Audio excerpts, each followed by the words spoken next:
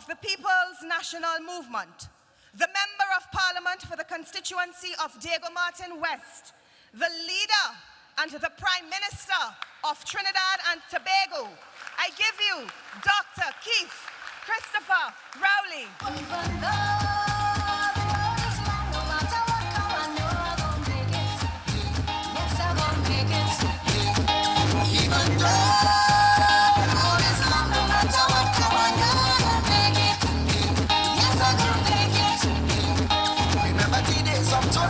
Anytime that you have to pay, but when people pass and they see you, oh my Lord, used to feel that shame.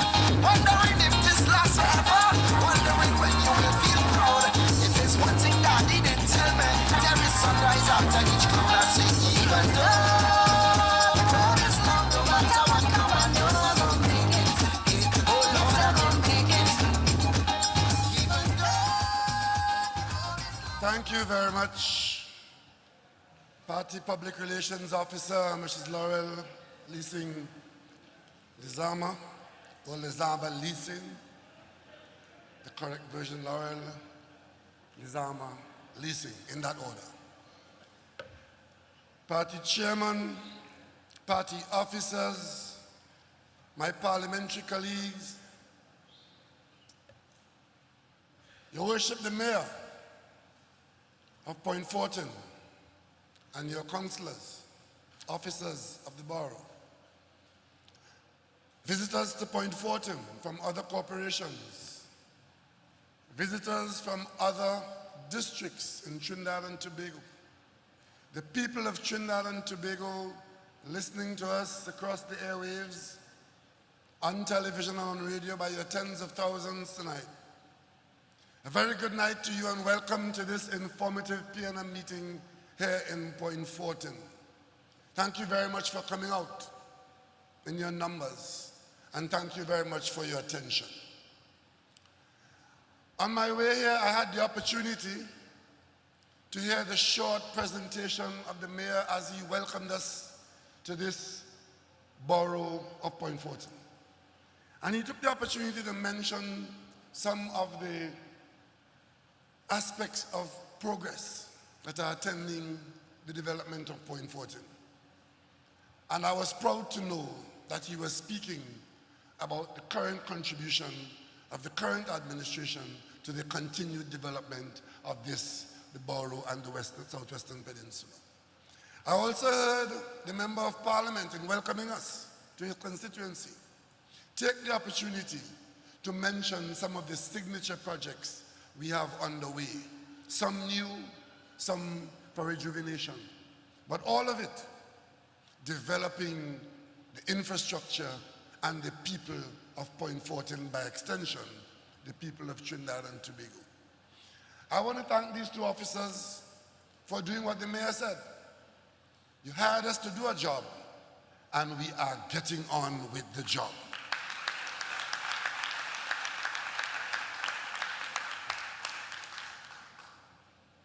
What you heard tonight, ladies and gentlemen, is a very straightforward, sane, sober, and professional report of the situation in Trinidad and Tobago with respect to this country's involvement in the hydrocarbon sector, spoken to the people of Trinidad and Tobago by two officers of state who can be reported not only in Point Fortin, but in Trinidad and Tobago and worldwide. What you heard tonight are the facts of our circumstances. Undisputed facts. You would not hear that anywhere else in Trinidad and Tobago. We are not the only political entity in this country, but all of the others are preoccupied with trying to get the PNM out of office. That is their singular vision, their singular purpose. On the contrary, we in Trinidad and Tobago, we do have no time with them. We are focused on the business of the people of Trinidad and Tobago.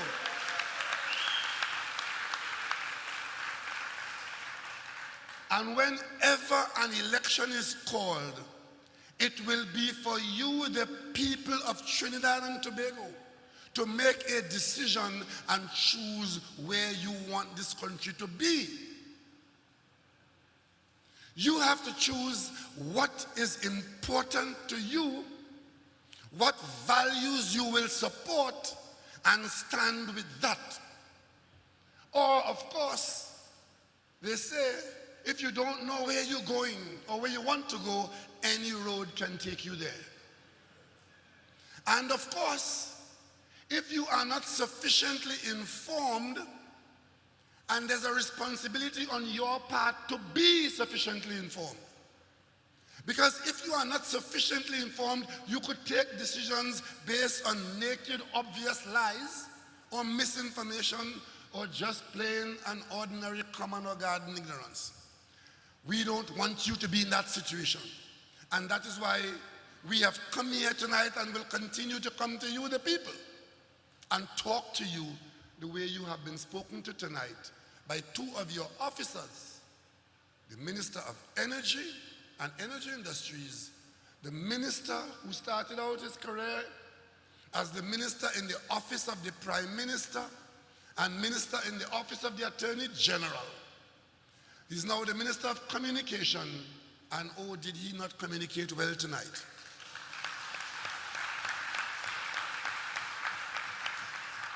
He is also the Minister of National Security. So they have a right to call him Minister of Everything.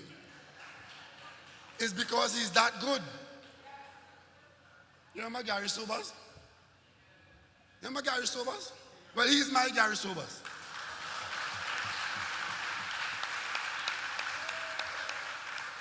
Gary Sobers was the world's best batsman. Same Gary Sobers was West Indies' best orthodox left-arm bowler, slow bowler. He was also West Indies' opening pace bowler. And he was also the sharpest fielder on the West Indies team, Gary Sobers. So when you hear they refer to Minister Young, hoping for it to be a derogatory term, a minister of everything, he must wear that title with a badge of honor.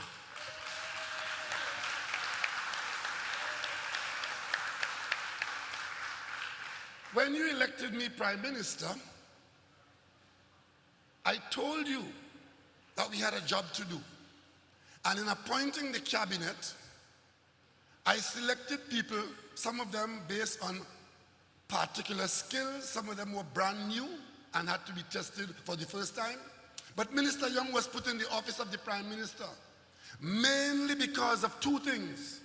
One, he had a distinguished legal career and remained a light in the government with respect to matters of legal advice and legal energy. And as an officer of state, he has an unenviable task to be identified as a person of energy night and day. And because of the assignment that the Prime Minister's office had to do, somebody like him in the Prime Minister's office made the office of Prime Minister function as the center of the government in a way that it had not functioned for quite some time.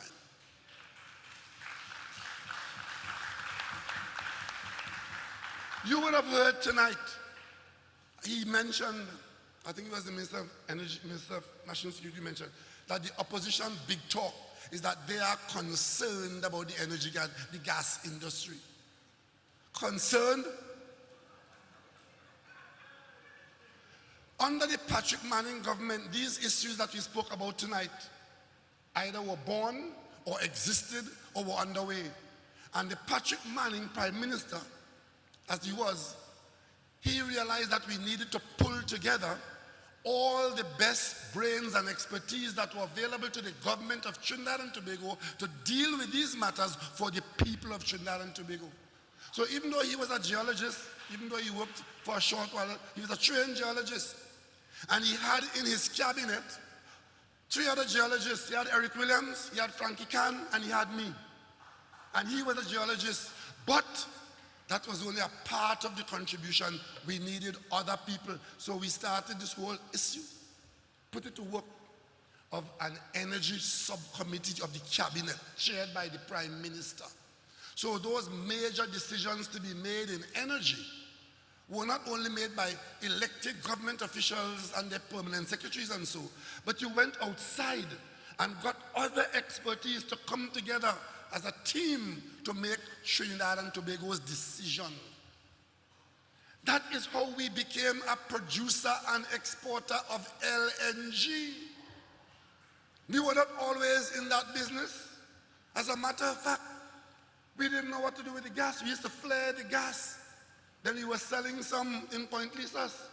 But the whole business of gas as the main driving force of our economy came as a result of this group of people.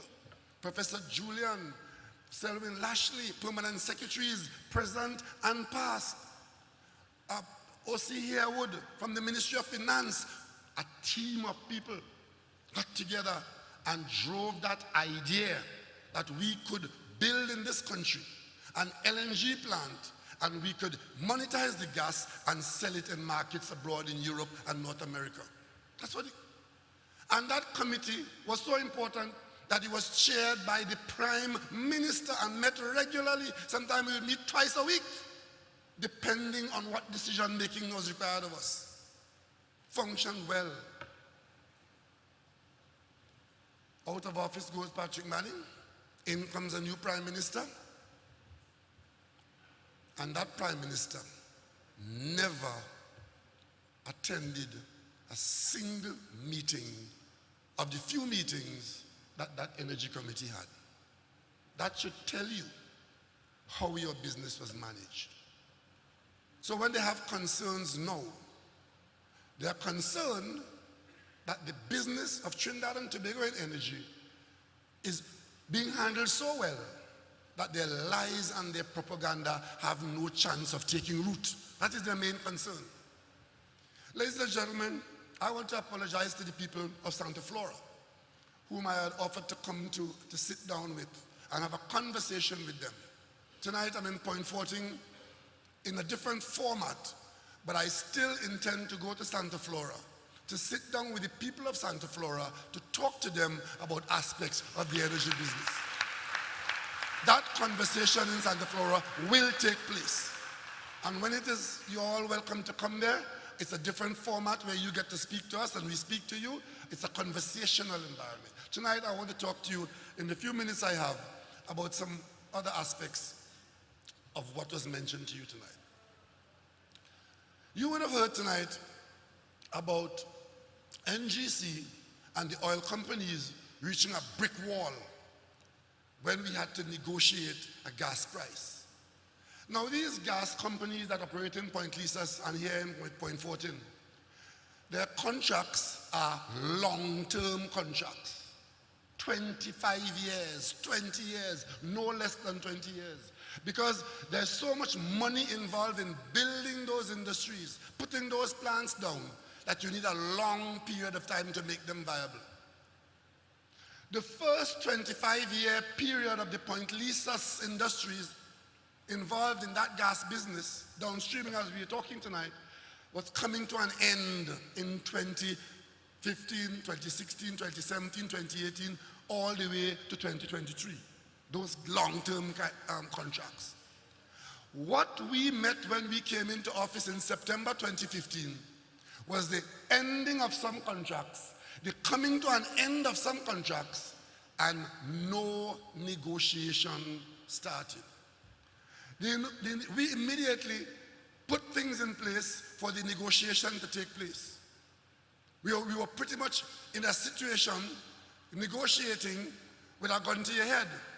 Because if we don't get an agreement, the gas will stop flowing and the industries will have to stop operating. Or you agree to very onerous terms on other people's terms to keep the gas flowing. That is the environment that they put us in. But we are the PNM. We could swim in any current for the people of Trinidad and Tobago, and Stuart Young and Frankie Khan and the energy subcommittee of this government, we were swimming in those currents. But you know, let me explain to you how the business models go. There are four large oil companies operating in Trinidad and Tobago today. BP, whose headquarters is in London, Shell, which has bought out British Gas and is now the second largest in Trinidad and Tobago in some aspects. They are headquartered in Amsterdam and The Hague in Holland. You have EOG in the United States and BHP in Australia. Those are the four big companies that invest in and run the big business of oil and gas in Trinidad and Tobago. All of these companies have in this country a head of their company in the country here. And when you are negotiating, those are the people you're talking to. The president, BP Trinidad, the vice president, the vice chair, BP Trinidad or Shell Trinidad, but they have their Trinidad head. So when the negotiations hit a brick wall, as was mentioned tonight, between the NGC, your company, state-owned 100%, and those people here in Trinidad and Tobago who were the head of those companies, and with a gun to our head, as I just mentioned, and the contract either run out already and we're on month to month, or they're threatening to shut down the plant to pressure us to agree to onerous terms, the Prime Minister of Trinidad and Tobago had to intervene. And you don't intervene in those circumstances by talking to the heads in Trinidad. The Prime Minister had to intervene by going to the head at the head of the fountain. And that is exactly what the Prime Minister of Trinidad and Tobago did. Went to the decision makers, because the heads here in Trinidad, head of BP, head of Shell, head of in Trinidad, they don't make decisions here. They send those decisions to be considered at their headquarters abroad, where other people make the decision. Tonight, I am proud to tell you that as Prime Minister of Trinidad and Tobago, wearing a suit I bought at Macy's for $275 in a sale, I turned up at the headquarters in London, in Amsterdam, and in Houston, talking to the people who make the decisions about Trinidad and Tobago.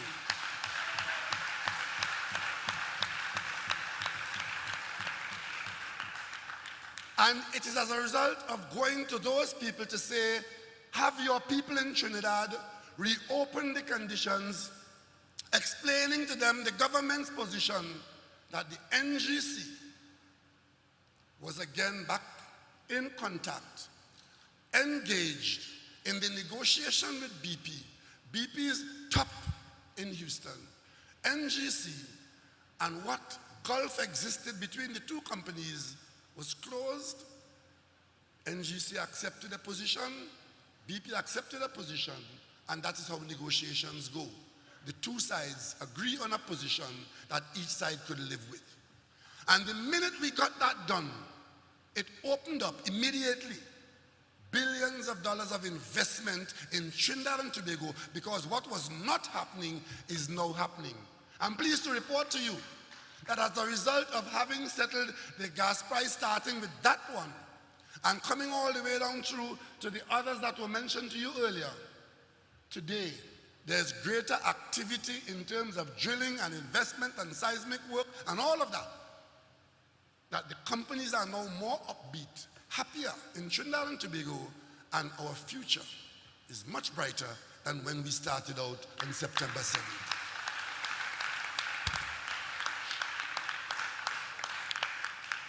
But don't expect to be told that by our political detractors, because that doesn't suit their agenda.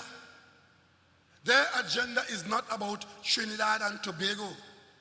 Their agenda is about office. But I tell my team every day in the cabinet, do not fall in love with office, fall in love with the people of Trinidad and Tobago.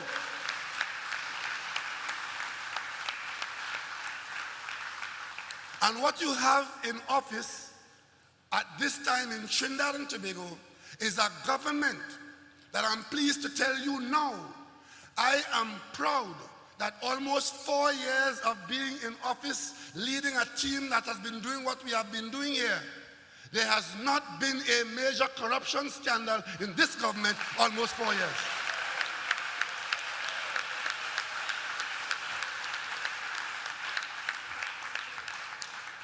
You know what the big scandal is now? When our opponents go on the platform to talk, I saw my colleague in the opposition the other night, when the parliament passed the improved pensions for parliamentarians, including the opposition leader, and judges, she whispered across to me, they lost the election now because they passed the pension. But let me talk to you directly, you the people of Trinidad and Tobago. I want to ask you all a question. How many of you in this room know or knew that the parliamentary pension for ministers of government and other parliamentarians who serve as elected members is a contributory pension plan where they contribute 6% of their salary to that pension plan? How many of you knew that? Put your hand up, please. See what I mean? You didn't know that. So you are exposed to being told foolishness by Kamla Prasad Bisesa and Wade Mark that because the parliamentary pension has been adjusted, that you will know who to vote for and you will vote for them kleptocrats. Let me put the model to you tonight. Parliamentarians and judges' pensions, Prime Minister and President, can only be interfered with by Parliament, because each one exists in a law. So anybody here say it should have been the SRC that should have been allowed to say what should happen to parliamentarians' pension, they are playing on your ignorance. They know that you don't know what I just pointed out to you. And you will think that it should have been left to the SRC to say what should happen to the judge's pension and the minister's pension.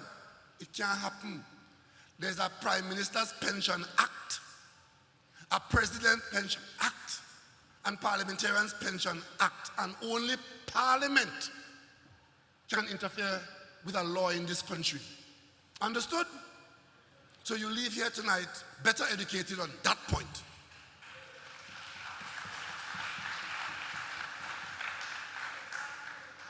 So after, take my own case. I've been in Parliament since 1991, contributing 6% of my salary.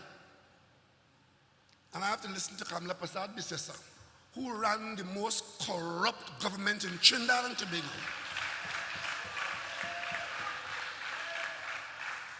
In the big language of the dictionary, they are to be described and known as kleptocrats, meaning thief in public money.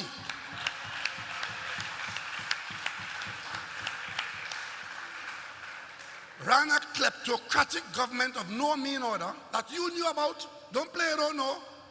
It's because you knew why you voted them out of office last election.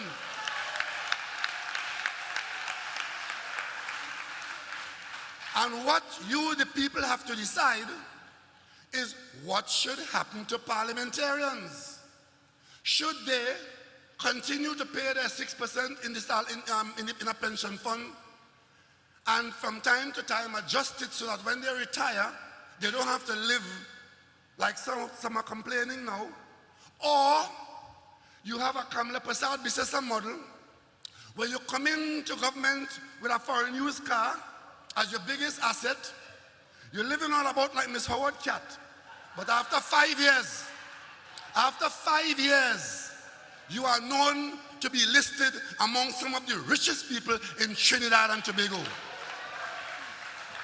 You, the people, have to decide which model you want in office. Do you want the kleptocrats or do you want the PNM where the pension is adjusted in Parliament, so when you retire after 40 years, the pension you contributed to will be there to support you? And what that will do, it attracts people of quality into government because they know they have a decent pension after they serve the public. But they think they could rile you up.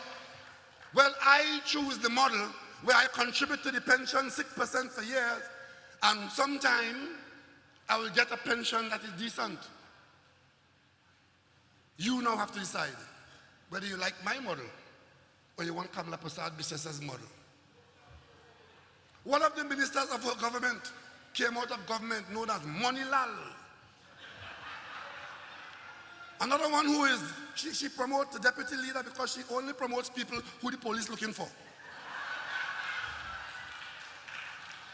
If the police not looking for you, she don't want you, right?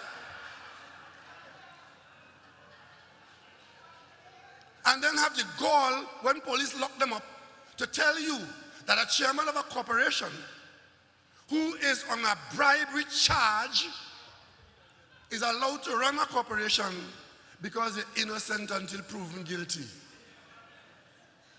When I say all of us are innocent until proven guilty, but once the police charge you, you have no business running no public entity in Trinidad and Tobago. And Glen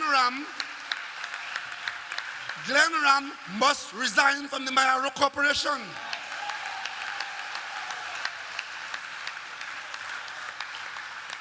What are we telling our children? That you could come and ask for public support, get elected to a corporation, to run and handle public money, get locked up, and of course you'll have your day in court to prove your innocence. But while you're charged for bribery, how the hell you want to run public business? And then have a former prime minister, leader of a party, telling our children that it's all right. Well, we have had enough kleptocrats in this country and we're not breeding anymore. Glen Ram must be made to be removed.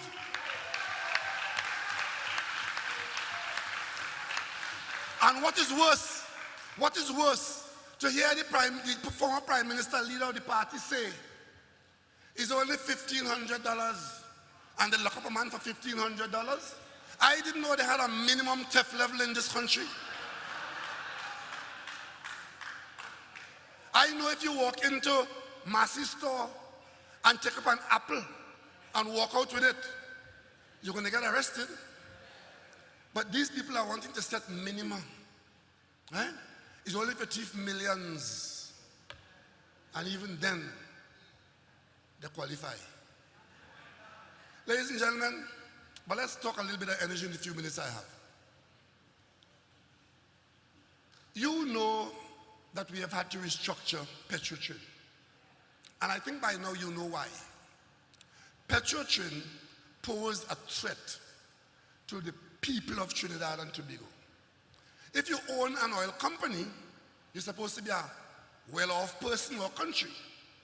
An oil company is supposed to be an asset that's supposed to make money for you, not supposed to be costing you money. And worse, not only was Petrotrin costing us money, but because of where they ended up, their finances were such that they threatened the entire country's financial structure. In that, if they were allowed to remain on that track, when they got downgraded as they would have, when they defaulted on their loan as they would have, that default would have taken down the Minister of Finance and the Treasurer of Trinidad and Tobago. We owe billions of dollars for money we borrowed before. If anything happens where the government is seen not to be able to service those loans, all those loans become due right then and there. Or at least your interest rates will change to your disadvantage. So when you hear about that downgrade, it don't mean you're going down. It means you have to pay more for the money you're borrowing. So when you're borrowing billions, or you owe billions, and your interest rate is 4%, 5%, 6%, in your free time, try and figure out what is 5% of 4 billion.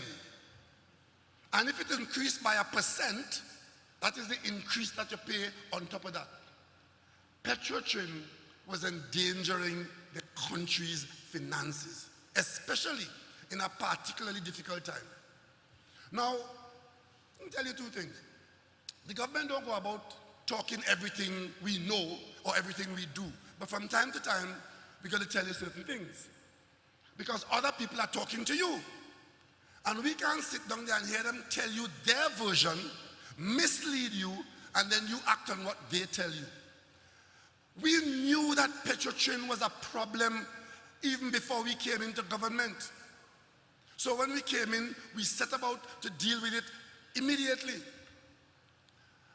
I met with the head of the OWTU many times in my office. And one of the things I told him in one of our face-to-face conversations is I said, don't operate by virtue of trying to threaten me as Prime Minister, because the threats will not work. We could work together and work this thing out, and you will be on board with us, and we'll make the decisions that have to be made, because some decisions have to be made. First thing we had to do was change the board, put a board in place that we thought had the skills and what was required to change Petrotrin. So I sent Minister Young, because he's postman too, I sent Minister Young to ask the head of the OWTU to meet me, and over dinner, we'll have a discussion about the appointment of a Petrotrin board. Minister Young will tell you, the head of the union refused to meet with the Prime Minister. So we got to get on with your work. We pressed on and we appointed a board. And you will know that the union spent the next 5 months bad talking everybody on the board. But we had to get on with the work. And we got help and skills, and after we analyze and reanalyze and think and rethink, we came to the conclusion that the way to treat with this Petrotrin issue, to disengage it from the Minister of Finance and to give it a new lease on life, we had to shut down the refinery. That is not an easy decision, but you in Point Fortin, you know that, because there was a refinery down here too. There was a Shell refinery here in Point Fortin, and there came a time, from the heyday of that refinery, there came a time when it was shut down and we only end up with the one in Pointe-à-Pierre. You know that. So the closing of a refinery as a business proposition ought not to be new to you if the circumstances warranted it. We closed the refinery because we had got to a point of not being an oil producer in the main, but an oil refiner, where we were importing 100,000 barrels a day and losing $7 on every barrel on some months. 100,000 barrels a day, where you could be losing $7 or $5, and in the best month, $3 on every barrel. That is not the kind of business the people of Trinidad and Tobago want to continue. And as we analyzed our prospects going forward, the best scenario we saw was that if we continue on that vein, the country through Petrotrin would be losing $2 billion every year for the next 5 years at least. $2 billion a year by 5 years is $10 billion in guaranteed losses. But of course, the few people who were associated with the business itself would have been very happy, because the best jobs in the country came from that industry in that way. We know that. And we also know that when we took a decision to shut the refinery down in the wider national interest, that some of those persons would be very upset, because you would have interfered with their comfort zone at the personal level, but you would have fixed the problem at the national level. That's what happens. There's one columnist, a fellow called Michael Harris, who writes, he tries to write fairly objectively. And he usually writes articles that are not very comforting to the government, because he analyzes the government's actions critically and he calls it as he sees it.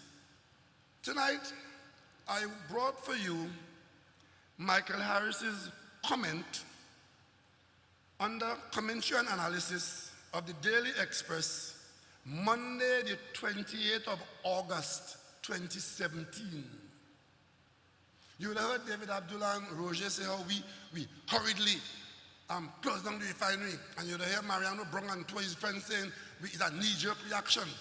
This is August 2017. We closed the refinery December 31st or December 1st, October in 2018. So a year later than this article was written. Permit me to read a couple of paragraphs from this Michael Harris column written to you, the people of Trinidad and Tobago, in the Express. And it goes like this. Petrotrin today is a company on its deathbed. In such a circumstance, any approach to the restructuring of the operations of the company cannot be any kind of long-term wellness program.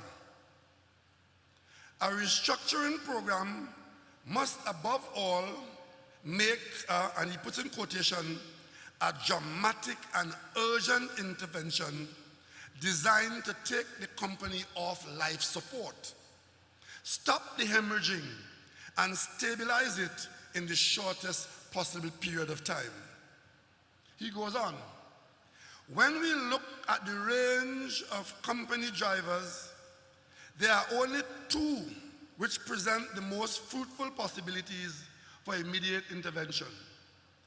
To survive, the company must, one, arrest and reserve the decline in oil production, and two, drastically cut its operating costs, and in particular, the wage and salary component of that cost.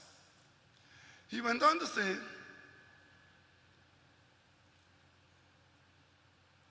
there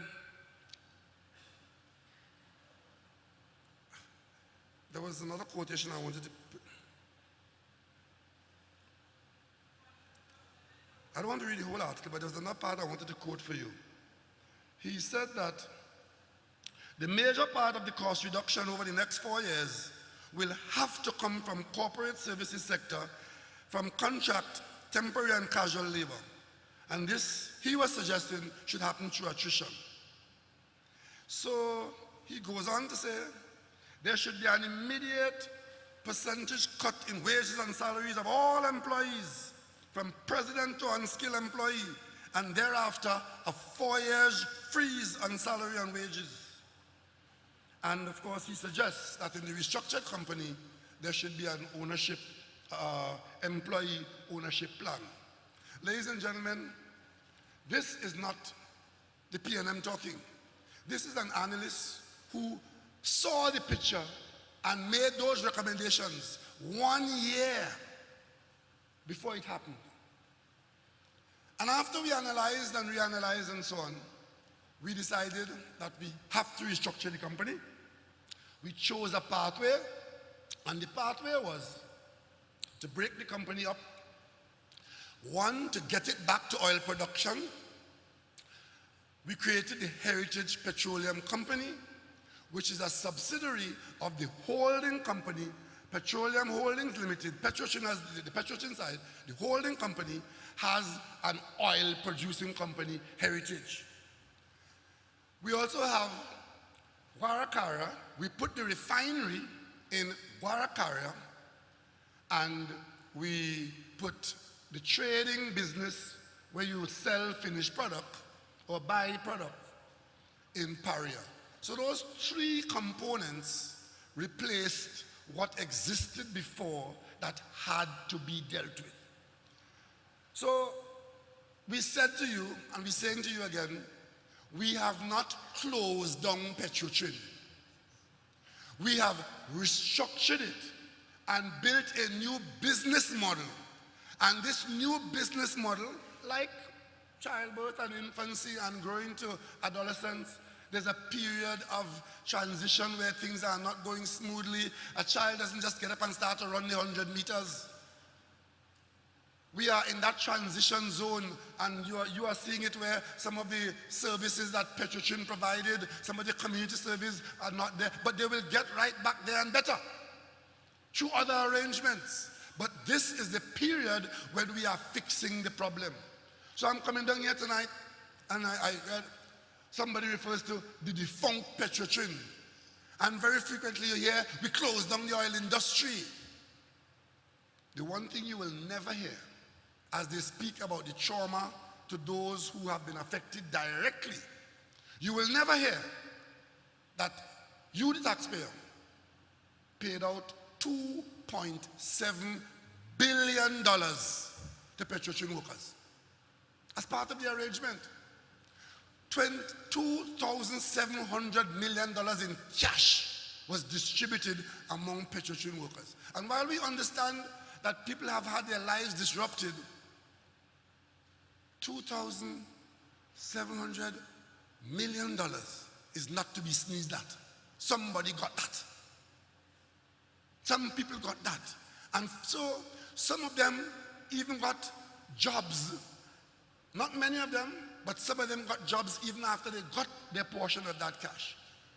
You heard the Minister of Energy tonight tell you that Petrotrin, that was running up that debt and threatening the country's finances, the one thing they were not doing, this oil company, was drilling for oil. He just told you, we now have 14 rigs in operation. So at least we are back on track doing what we're supposed to have been doing from day one.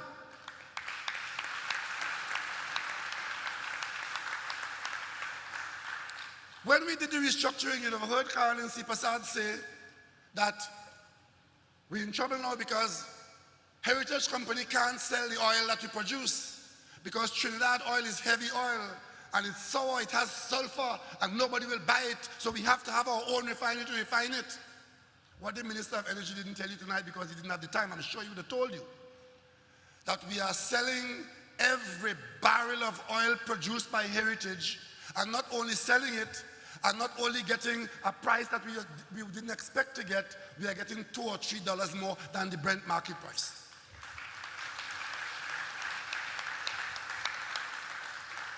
So what we have to do, people, is to produce more oil. And the company will do what has to be done to produce more oil. That is part of the restructuring. The refinery, the one thing that we have done, we've stopped the bleeding. We've taken the $2 billion per year debt potential off the shoulder of the taxpayer of Trinidad and Tobago.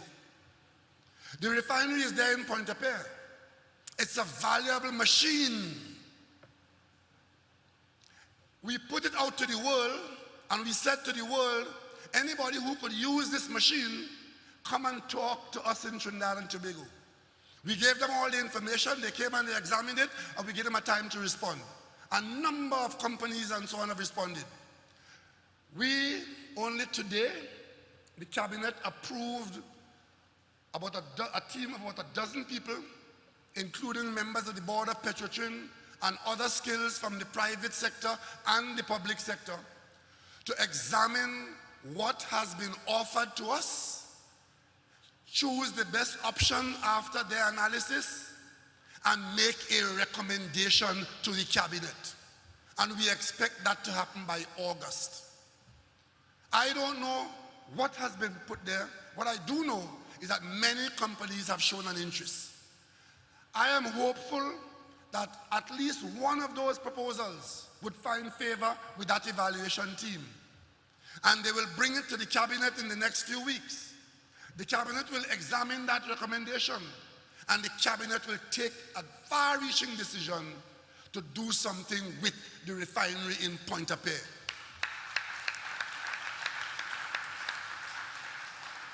And I'll tell you something else too.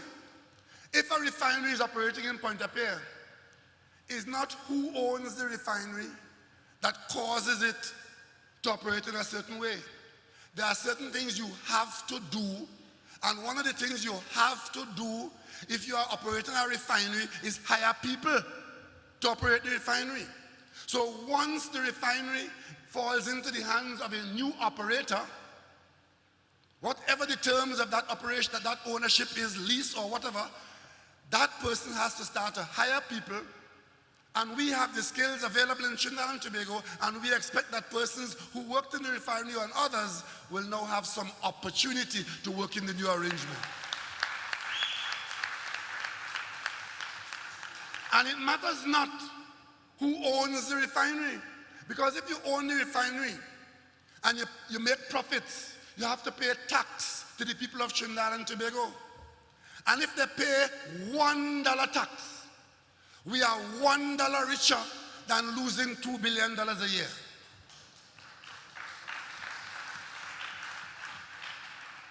So we have moved ourselves away from a liability, from a noose around our neck, from an albatross around our neck, to a situation where we could fly and soar if the new person has a supply of oil, which your Minister of Finance does not have to go to the bank every month or every fortnight to give a guarantee for 50 million US or 30 million US so that Petrotrin could buy oil to refine it to lose money.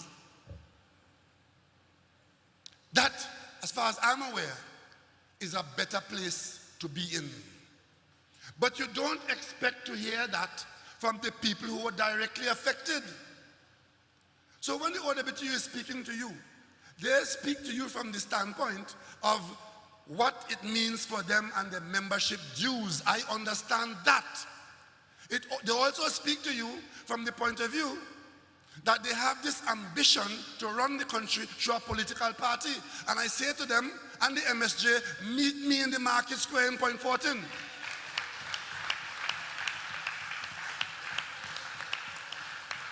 You see, when we started out on this journey, we opened the door and we gave them a seat at the table. They refused to accept a seat at the table. They prefer to stand on the pavement and shout at the Prime Minister's office. They prefer to go and form party to contest election. Well, they're putting up 41 candidates and the PNM will beat all 41.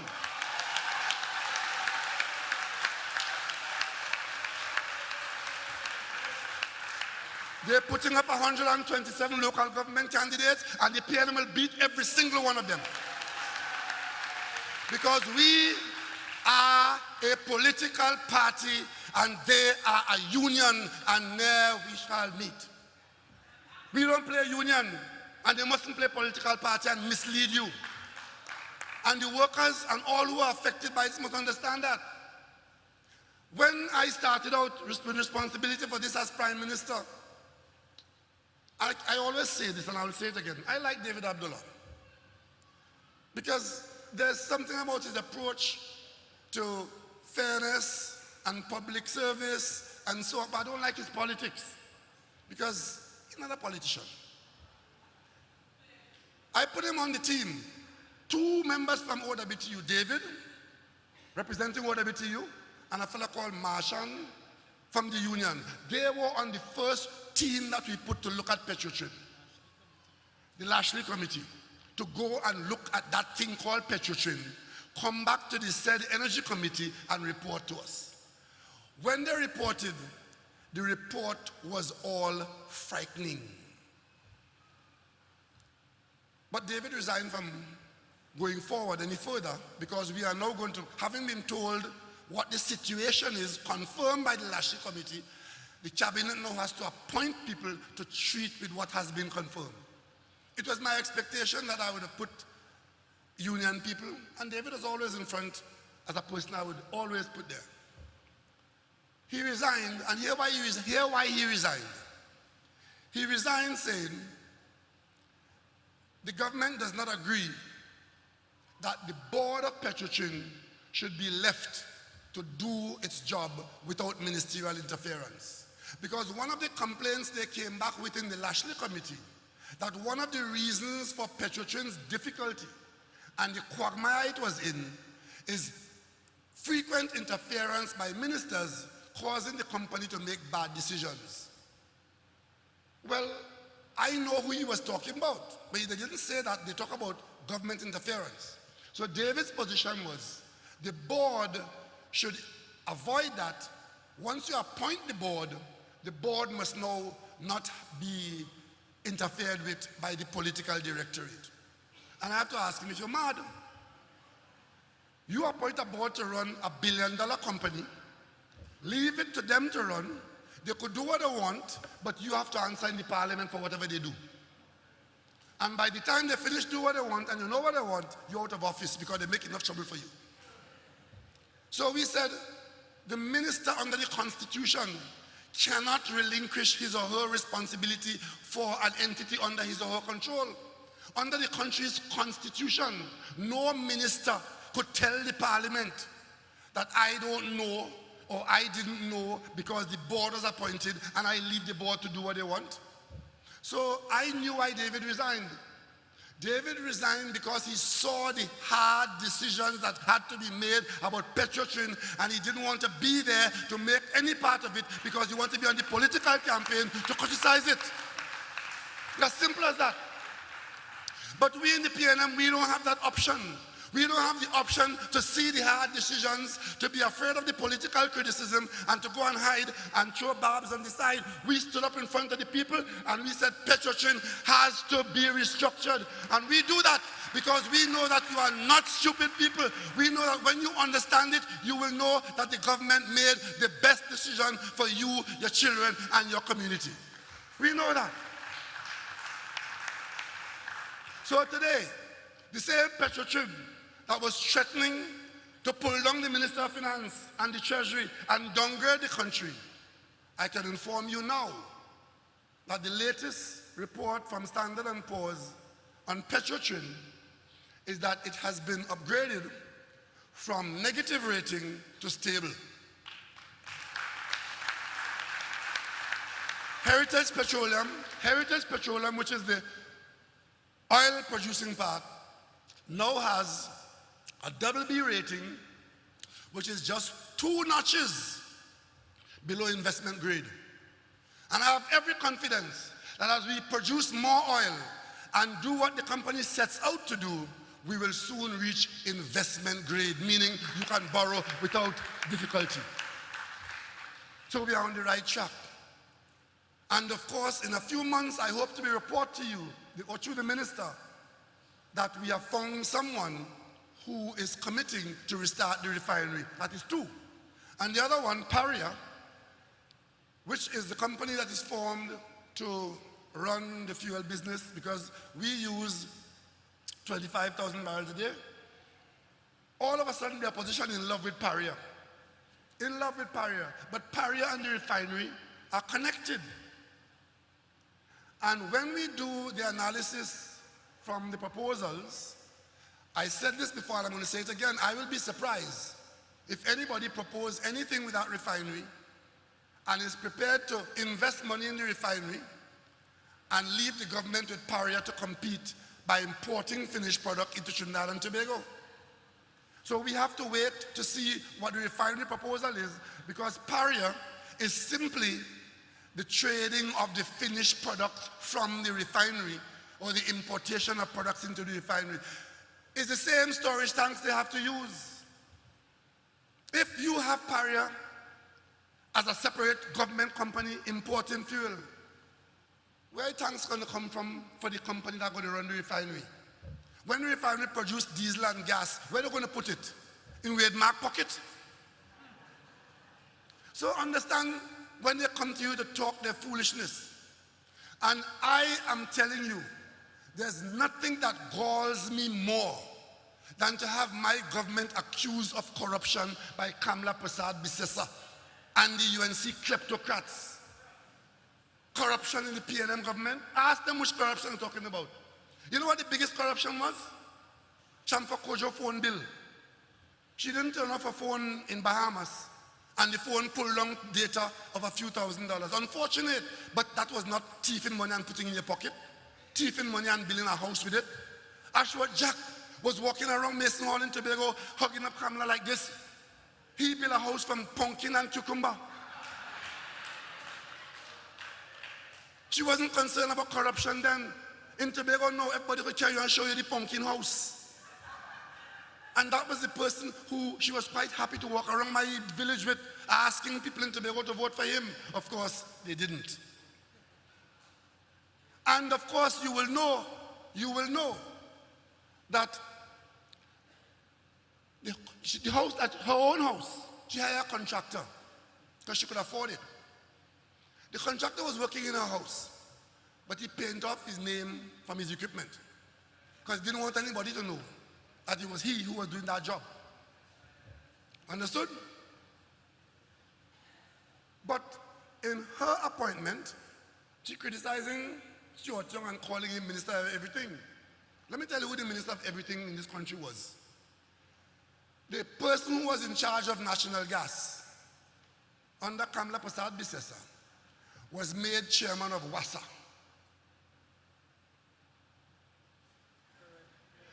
That chairman of WASA came up with a proposal to build a water treatment plant in Beetham to be built by the NGC. So the proposal came up from WASA, but going to the NGC to be approved by the NGC. But the chairman of WASA who oversaw that proposal is the same person who approving it down at NGC. So of course, easy passage. And then they agree to award that contract to the contractor who was painting off his name from the Kamla Prasad Bisesa house, the equipment in the yard. That contract was awarded to a contractor at $400 million more than the other contractor who had pre-qualified and was going to do it for $400 million less. And of course, this is a $1 billion contract awarded in that way among those people. And the day after the election, that contractor abandoned that project, left the country, and has never set foot back in Trinidad and Tobago.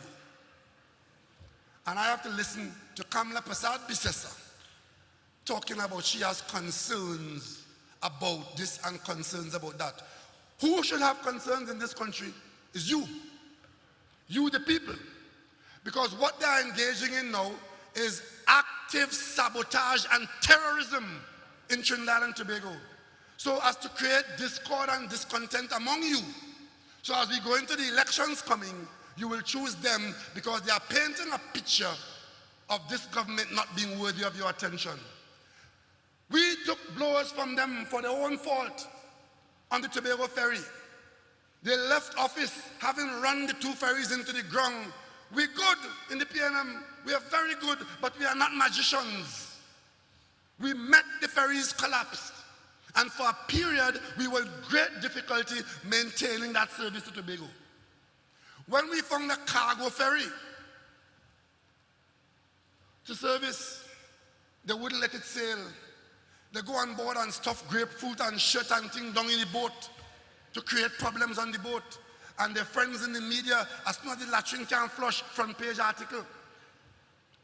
And we reached the point now where we got the spirit back in service and is running smoothly for the last few months, for almost the last year. The service to Tobago is almost back to normal, and in fact, there is more seats than passengers to use them. And of course, as we told you before, you can't go and buy a ferry off a shelf. You have to wait for one to come on the market worldwide, or you have to order new ones.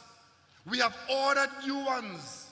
We are building 2 new ferries in Australia, but the one that comes in the interim to allow the spirit to go on dry dock in July arrived in this country. And lo and behold, there's great acclamation in the country and satisfaction with this substitute boat that we have leased for a year. And guess what? They can't accept that. They can't deal with that. They want to keep this ferry issue as a permanent negative in the country. They're going to Tobago. Duke talking one morning, next morning is bomb scare, and they go to people on the radio talking about the ferry service collapse. Bomb scare, you know. People can't sail from Tobago because you have to check the boats in Trinidad, check the boats in Tobago, and instead of sailing at 6 in the morning, the boat sail at 9:30 in the morning. That is what they have for you, the people of Trinidad and Tobago. That is what is passing for opposition to the PNM in Trinidad and Tobago. And as long as the opposition is sabotage and terrorism, you know the PNM will be in charge of Trinidad and Tobago for a very long time. Because if they had negatives, political negatives, worthy of those terms to come to you with, to tell you that minister this thief that, and minister this thief that, and this happened and that happened. If those were serious political dogs, they would have come and do that. They wouldn't have to fabricate. They wouldn't have to fabricate. They wouldn't have to stay home and go on the phone and call up the school on the exam morning to announce bomb scare in Catholic schools. And 6 Catholic schools, bomb scare. They had to shut down the school, traumatize the children, traumatize the parents, because that is how their politics are operating in Trinidad and Tobago. Because they have nothing negative to say that is worthy of truth in Trinidad and Tobago, because you have in this country a government that has done what's supposed to do, which is to govern in the interest of the people of Trinidad and Tobago. And when you don't have negatives to serve your political needs, you have to lie and make it up. When we completed the Brian Lara Stadium, the night of the opening, they blocked the highway up the road. And when that didn't prevent you from coming to the Brian Lara Stadium, the few of them who came in, took off the jersey and stuff it in the toilet to flood it and say it had plumbing issues. They seem to have a problem and a likeness for sewer.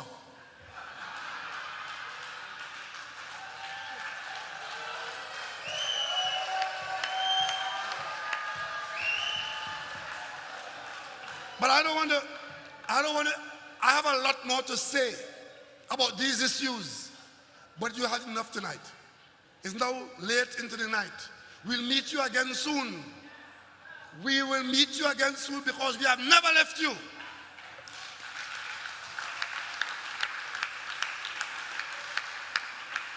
And we have always educated you, and we have always stood for you in thick and thin, in government or out of government. And that is why in this Point Fortin, in Lambo and Tobago, in Laventil, in Caroni, in Shandigrandi, whatever the season, as long as it is about the people of Trinidad and Tobago, we know is great is the PNM, great is the PNM, great is the PNM, and we shall all prevail.